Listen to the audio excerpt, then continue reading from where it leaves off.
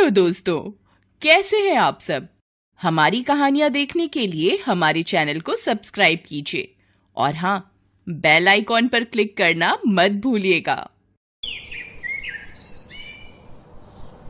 रामपुर गांव में दो गरीब बहनें रहा करती थी। दोनों घर के बाहर मिट्टी का घरौंदा बनाकर खेल रही थी। तुम दोनों ने सुबह सुबह खेलना शुरू कर दिया। चलो घर जाओ, घर के अंदर बैठकर पढ़ाई लिखाई करो। चलो। पापा, आज तो रविवार है, थोड़ी देर खेल लेने दीजिए ना, उसके बाद पढ़ाई कर लेंगे। चलो ठीक है फिर। खैर, उनके पिता खेतों में चले गए। इधर थोड़ी देर बाद घरौंदा बनकर तैयार हो गया। तभी छोटी बहन रज्जो ने कहा, दीदी, इस घर के अंदर एक छोटी सी टीवी भी बना दो। आपको तो पता ही है कि हम दोनों को टीवी देखने का कितना शौक है। गजोधर काका तो हमें टीवी देखने ही नहीं देते। ठीक है रज्जो, ये लो, इस घर के अंदर मैं छोटी सी टीवी भी बना देती हूँ। गुड़िया ने मिट्टी से ही एक छोटी सी टीवी भी बना दी। खैर, ऐसे दिन बीत रहे थे। अगले दिन दोनों स्कूल गई। उनका क्लास टीचर उन दोनों से बहुत खुश रहता था क्योंकि ये दोनों ही पढ़ने लिखने में बहुत अच्छी थी। अरे गुड़िया, रज्जो, इस बार भी टेस्ट में तुम दोनों के नंबर सबसे ज्यादा आए हैं। एक बार इन दोनों बच्चियों के लिए जोरदार तालियां बजा दो। उनकी सहेलियों ने भी उनकी खूब तारीफ की।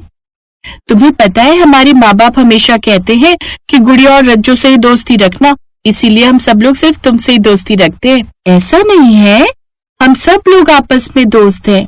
तो इस तरह स्कूल में उन दोनों की हर कोई इज्जत करता था, चाहे कोई टीचर हो या स्कूल के बच्चे। ऐसे दिन बीत रहे थे। फिर एक रोज जब दोनों बहनें घर के अंदर पढ़ाई कर रही थी, तभी दीदी, लगता है गजोधर काका के यहाँ कार्टून चल रहा है, चलो ना कार्टून देखने चलते हैं।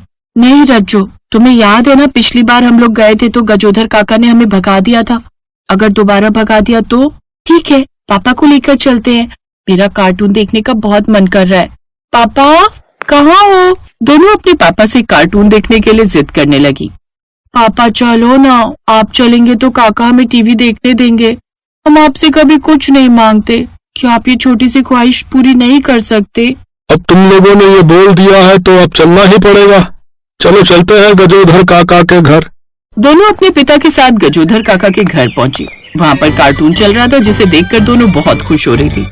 तभी गजोधर ने गुस्से में कहा, क्या भाई साहब, आपका जब मन होता है तब अपनी बेटियों को लेकर हमारे यहाँ चले आते हो हैं? अगर इतना ही शौक है तो अपनी दोनों बच्चियों को टीवी लेकर क्यों नहीं दे देते हैं? ये सुनकर दोनों बच्चियों की आंखों से आंसू छलक पड़े। उनके पिता को भी बहुत बुरा लगा। माफ करना गजोधर, हम तो आपको अपना मानते थे इसलिए चले आते थे। चलो बच्चों, घर चलो। आज के बाद कभी भी टीवी देखने की जिद मत करना। वो अपनी दोनों बेटियों को लेकर वहाँ से चला गया। दोनों बेटियां बेचारी रास्ते भर रोती रही, लेकिन ये सब कुछ वहाँ से गुजर रहे उनके टीचर ने देख लिया। इस गांव में टीवी सिर्फ इस आदमी के घर पर ही है। शायद इसी वजह से इसे अपनी टीवी पर घमंड है। बेचारी छोटी छोटी बच्चियों को डांट कर भगा दिया। ऐसा नहीं करना चाहिए। बेचारी पढ़ने में कितनी अच्छी है। इन्हें अगर छोटी सी खुशी ना मिल पाए तो बेकार है। मैं इन्हें टीवी दिलाऊंगा। अरे मास्टर साहब, आप ये टीवी लेकर क्यों आ गए? अरे वो सब छोड़ो भाई साहब। गुड़िया, रज्जो, तुम लोग मुझसे वादा करो कि इस बार क्लास में 100 में से कम विषय में 90 अंक लेकर आओगी। अगर 90 से एक भी नंबर कम हुआ तो मैं ये टीवी लेकर यहाँ से चला जाऊंगा। टीवी देखकर दोनों बहुत खुश हो रही थी। तभी रज्जो ने कहा, मास्टर जी, अब तो हम दुगनी मेहनत के साथ पढ़ाई करेंगे। हम आपसे वादा करते हैं कि इस बार हम लोग 100 में से 100 नंबर लेकर आएंगे। दोनों बहनों ने टीवी चालू की और कार्टून देखने लगी। धीरे धीरे रात हो गई, लेकिन उन्होंने टीवी देखना बंद ही नहीं किया। तभी उनकी माँ ने खाने के लिए आवाज दी, 4 घंटे से तुम लोग टीवी देख रही हो, भूख नहीं लगी क्या? जल्दी से खाना खा लो, सुबह स्कूल भी तो जाना है। माँ, रज्जो को खाना खिला दो, मैं थोड़ी देर बाद खा लूंगी। बस थोड़ा सा रह गया, देख लूं फिर आती हूँ। मैं क्यों खाऊं? पहले आप खाओ, मैं बाद में खा लूंगी, मुझे कार्टून देखना है। चुपचाप खाना खाओ और सो जाओ। ज्यादा टीवी की लत डालना अच्छी बात नहीं है। उनके पिता ने तेज आवाज में बात की, इसलिए दोनों बहनें डर गईं और खाना खाकर सो गईं। अगली सुबह दोनों क्लास में बैठी पढ़ रही थी, लेकिन उनके दिमाग में सिर्फ टीवी का ही ख्याल चल रहा था। जल्दी से छुट्टी हो ताकि मैं घर जाऊं और कार्टून देखूं। आज तो छुट्टी होने का नाम ही नहीं ले रही, पता नहीं कब छुट्टी होगी। गुड़िया, रज्जो, क्या बातें कर रही हो तुम दोनों? बताओ, अभी मैंने क्या पढ़ाया? दोनों का पढ़ाई में मन ही नहीं लग रहा था, इसलिए उन्हें नहीं पता था कि टीचर ने क्या पढ़ाया। सॉरी सर, हमने ध्यान नहीं दिया, एक बार फिर से पढ़ा दीजिए। तुम दोनों इस स्कूल की सबसे होनहार स्टूडेंट हो। तुम दोनों से मुझे ऐसी उम्मीद बिल्कुल नहीं है। अब ध्यान से पढ़ो। टीचर ने फिर से पढ़ाना शुरू कर दिया। छुट्टी के बाद दोनों दिन भर टीवी देखती रही। जब उनके पिता रात को घर आए तब उन्होंने खाना खाया। जब उनके माँ बाप सो गए तब सब लोग सो गए, रज्जू भी सो रही है, अब मैं अपना मनपसंद कार्टून देखूंगी। गुड़िया ने चुपके से जाकर टीवी चालू की और देखने लगी। तभी रज्जू भी वहाँ पर आ गई। चुड़ैल कहीं की अकेले अकेले टीवी देखने चली आई। चुपचाप टीवी देख, अगर मम्मी पापा जाग गए तो हम दोनों टीवी नहीं देख पाएंगे। दोनों चुपचाप टीवी देखने लगी। अब ये उनका रोज का काम हो गया था। स्कूल से आते ही दोनों टीवी देखने लग जाते। एक रोज रज्जू के पापा जब से टीवी आई है इन दोनों ने तो पढ़ना ही छोड़ दिया है। मास्टर जी से बात करनी पड़ेगी। उनके माता पिता मास्टर जी के घर पहुँचे। मास्टर जी आप अपनी टीवी वापस ले जाइए। दोनों दिन रात टीवी देखती रहती हैं, लड़ती रहती हैं, पढ़ाई पर तो ध्यान ही नहीं है उनका। देखिए अगर मैंने टीवी वापस ले ली तो उन दोनों के दिमाग में टीवी के ही ख्याल चलते रहेंगे। मैंने कुछ सोच समझ के ही उन्हें टीवी दिया है। उन दोनों को टीवी देखने दीजिए, बिल्कुल मना मत कीजिए। तो अब उनके माँ बाप ने भी पूरी आजादी दी टीवी देखने की। दिन रात दोनों बहनें आजादी के साथ टीवी देखती रहती थी। धीरे धीरे फाइनल एग्जाम आ गए। रिजल्ट वाले दिन बच्चों आज इस क्लास में कुछ ऐसा हुआ है जिसकी उम्मीद मैंने कभी नहीं की थी। इस क्लास की सबसे होनहार लड़कियां गुड़िया और रज्जो फेल हो गई हैं। बाकी सभी बच्चे अच्छे नंबरों से पास हुए हैं, मुबारक हो। ये सुनकर दोनों के पैरों तले जमीन खिसक गई। मास्टर जी रिजल्ट बताकर चले गए। आज के बाद हमारे माँ बाप कभी नहीं चाहेंगे कि हम तुम्हारे साथ दोस्ती रखें। आज के बाद इन दोनों से कोई भी दोस्ती नहीं रखना, वरना ऐसे ही फेल हो जाओगे। सारे बच्चे उन्हें चिढ़ाते हुए चले गए। गुड़िया और रज्जो की आंखों में आंसू थे। दोनों को अब अपनी गलती का एहसास हो चुका था, इसलिए दोनों तुरंत मास्टर जी के पास पहुंची।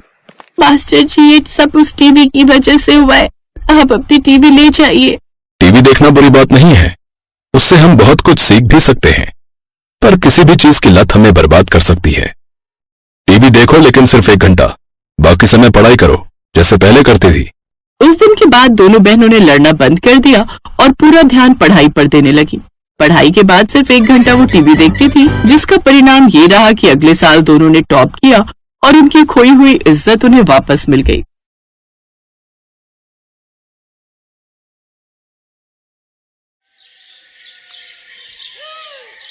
चलो आज पहली बार मेरी जिंदगी में खुशियां आने वाली हैं। बड़े सुकून से अपना मनपसंद खाना बनाऊंगी।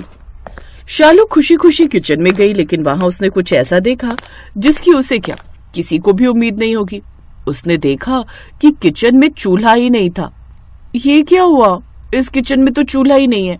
बिना चूल्हे के मैं खाना कैसे बनाऊंगी? इन लोगों को लगा होगा कि मैं बिना चूल्हे के खाना बना ही नहीं पाऊंगी। अब देखो मैं क्या करती हूँ। शालू ने सभी हरी सब्जियों को अच्छे से काट लिया। चलो ये तो डाइटिंग वाला खाना बनकर तैयार हो गया, लेकिन इसे खाएंगे किसके साथ? अब इन लोगों को लग रहा होगा कि रोटी बनाने के लिए तो चूल्हे की जरूरत पड़ेगी ही, लेकिन उसका भी इलाज है मेरे पास। शालू तुरंत बाहर बाजार में गई और वहां से ढेर सारी ब्रेड खरीद कर ले आई। सासू माँ, ससुर जी, आदित्य आ जाइए, खाना लग गया है। ये सुनकर तीनों हैरान हो गए, क्योंकि तीनों एक ही कमरे में बैठे थे और अपनी बहू की हार का इंतजार कर रहे थे। क्या आप लोगों ने भी वही सुना जो मैंने सुना? हाँ मैंने भी वही सुना, लेकिन मुझे एक बात समझ में नहीं आ रही है कि उसने बिना चूल्हे के खाना आखिर बनाया कैसे। ये तो हमें बाहर चलकर ही पता चलेगा। तीनों बाहर खाने की टेबल पर आए तो देखा हरी भरी सब्जियों से बना हुआ मसालेदार सलाद और कुछ ब्रेड रखी हुई थी। अरे यार, मेरा तो ये भी प्लान काम नहीं किया। चलो कोई बात नहीं, कम से कम इसी बहाने अब दोनों सास बहू लड़ेंगी तो नहीं चूल्हे की वजह से। वैसे बिना आग का इस्तेमाल करके बना हुआ ये खाना भी बहुत स्वादिष्ट लग रहा है और ये हमारे लिए हेल्दी भी है। लेकिन ऐसा आखिर हुआ क्यों था? क्यों आखिर उस घर में बिना चूल्हे वाली रसोई बनाने की जरूरत पड़ गई? और क्या अब उस रसोई में कभी भी चूल्हा नहीं जलेगा? ये जानने के लिए हमें कहानी में थोड़ा पीछे चलना होगा। शालू पहली बार ब्याह कर जब अपने ससुराल आई, तब वो अपने साथ एक बहुत ही शानदार चूल्हा लेकर आई। देख बहू, पहली बात तो हम दहेज के सख्त खिलाफ हैं, लेकिन फिर भी तू चूल्हा लेकर आई है तो इसे चुपचाप स्टोर रूम में रख दे, क्योंकि किचन में तो वही चूल्हा इस्तेमाल होगा जो मुझे दहेज में मिला था। ठीक है सासू माँ, इसमें कौन सी बड़ी बात है। जब तक वो चूल्हा चल रहा है तब तक उसे चलाएंगे। जब वो खराब हो जाएगा तब मैं अपना वाला चूल्हा निकाल लूंगी।